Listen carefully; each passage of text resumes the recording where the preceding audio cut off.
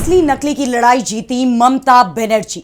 High court ने TMC के खाते पर माना ममता का हक। टीएमसी के खाते फ्रीज करने पर जताई नाराजगी। हाईकोर्ट के फैसले से चुनाव आयोग भी दबाव में। पश्चिम बंगाल में खेल पलटने लगा है। अब तक बीजेपी आक्रामक दिखाई दे रही थी। ममता के करीबी नेताओं पर हमले हो रहे थे। केंद्र की एजेंसियां ममता बनर्जी की घेराबंदी कर रही थी। ममता समर्थक नेताओं, उनके सांसदों और विधायकों पर बीजेपी के कार्यकर्ता हमला कर रहे थे, अंडे फेंके जा रहे थे। लेकिन अब जो लोग ममता से गद्दारी कर रहे हैं वो ही सवालों में है। जनता उनसे सवाल कर रही है। केंद्र की एजेंसियों की कार्रवाई पर कोर्ट पर सवाल हो रहे हैं। पूछा जा रहा है कि आखिर इतनी जल्दबाजी क्यों की जा रही है।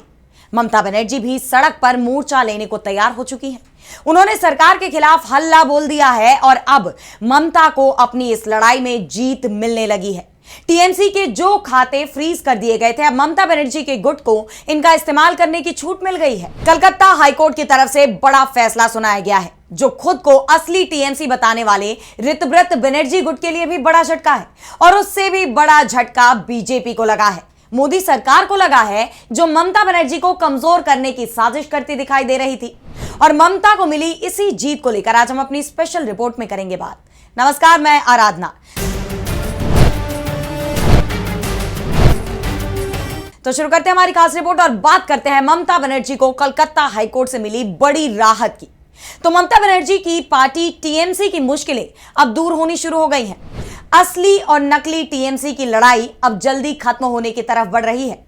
2-3 दिन में ही इसका फैसला भी हो जाएगा और फैसला ममता बनर्जी के पक्ष में होगा, यह दिखाई भी देने लगा है।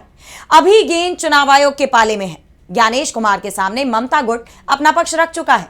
विरोधी गुट यानी ऋतव्रत बनर्जी का गुट भी अपना दावा रख चुका है और 2-3 दिन में फैसला होना है। लेकिन उससे पहले कलकत्ता हाईकोर्ट से फैसला आ गया है।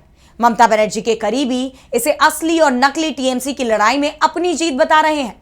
दावा कर रहे हैं कि हाईकोर्ट ने बता दिया है कि असली टीएमसी किसकी है, किसके पास टीएमसी का खजाना है। सिर्फ बैंक अकाउंट ही नहीं बल्कि टीएमसी का वोटर भी किसके साथ है, यह सब कुछ साफ है।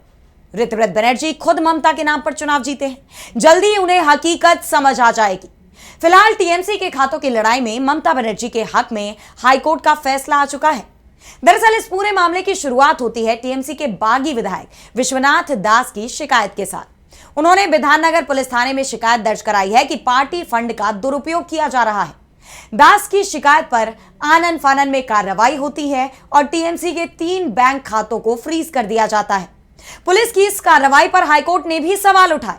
सीधा सवाल किया कि क्या पुलिस ने कोई जांच की, क्योंकि शिकायत बेहद मामूली नजर आ रही है। इसमें किसी खास लेन देन या किसी घटना का साफ साफ कोई उल्लेख, कोई जिक्र तक नजर नहीं आ रहा। सिर्फ अनुमान के आधार पर शिकायत की गई और उसी पर पुलिस की कार्रवाई शुरू हो गई।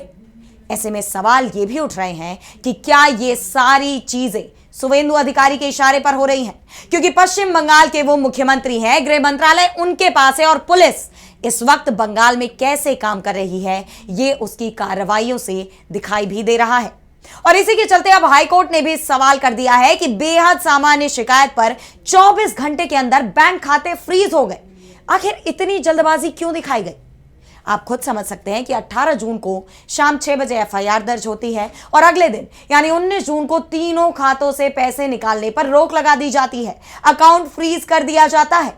यही कारण है कि कोर्ट को कहना पड़ा कि हमें समझ में नहीं आ रहा कि आखिर इतनी जल्दबाजी क्या थी। मामले में सुनवाई करते हुए हाईकोर्ट के जज जस्टिस सौगत भट्टाचार्य ने सख्त टिप्पणी करते हुए कहा कि इतनी तेजी से सब कुछ क्यों हुआ। जब कोई गरीब नागरिक पुलिस स्टेशन जाता है तो पुलिस इतनी सक्रिय नहीं होती, लेकिन यहां शाम 6 बजे शिकायत हुई और अगले ही दिन खाते फ्रीज कर दिए गए। आखिर इतनी जल्दबाजी भी क्या थी? कोलकाता हाईकोर्ट के इस फैसले से अब एक बात तो साफ हो गई है कि हाईकोर्ट ने भी ममता गुट को ही असली टीएमसी माना है, क्योंकि बागी गुट की तरफ से कोशिश की गई थी कि जब तक असली और नकली टीएमसी का फैसला नहीं हो जाता तब तक बैंक में पार्टी का खाता फ्रीज रहना चाहिए। लेकिन हाईकोर्ट की तरफ से इस तरह की कोई रोक नहीं लगाई गई है और अब इसे लेकर चुनाव आयोग में भी ममता गुट का दावा मजबूत होता दिखाई दे रहा है।